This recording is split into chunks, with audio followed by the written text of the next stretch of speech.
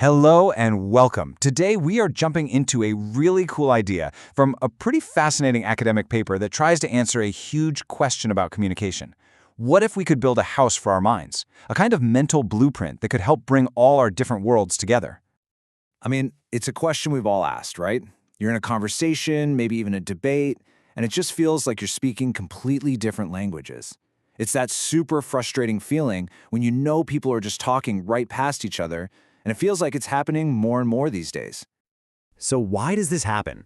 Where's the breakdown? Well, the paper we're exploring today argues that it's a fundamental problem of perspective, that we are, in a lot of ways, trapped inside our own personal view of the world. Think about it. Your job, your culture, your community, your deepest beliefs, they all help you build a really specialized way of seeing things. But the paper points out that while that expertise is great, it can also build up walls around us, trapping us in what it calls boxed thinking. Now, the fancy academic term for this is sectarianism, and this isn't just about religion or anything like that. No, it's about any kind of overspecialization that leads us to get fixated on our one single way of seeing things. And when we're stuck in that box, we start to think our view is the only correct one, and that just leads to feeling isolated from everyone else. But what if, instead of making the walls of our own little boxes thicker, we could actually use all of our different skills and ideas to build something together? You know, a single big structure that has room for everybody's perspective.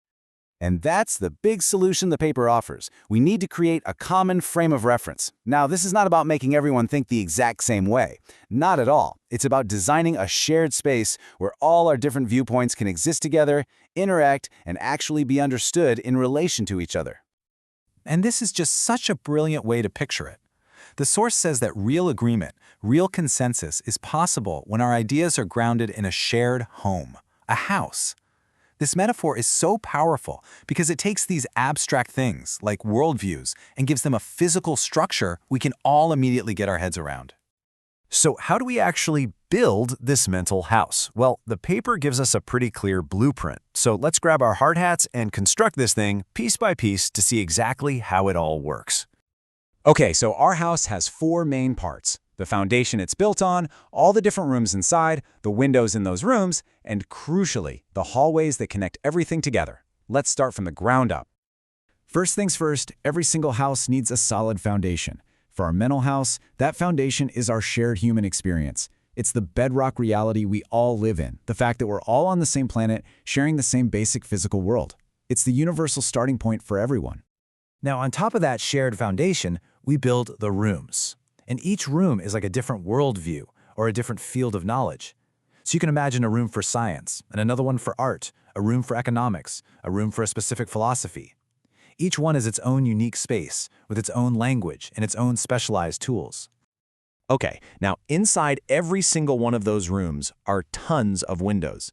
And each window is an individual's personal perspective. It's your specific viewpoint, shaped by your life, looking out from whatever room you happen to be in.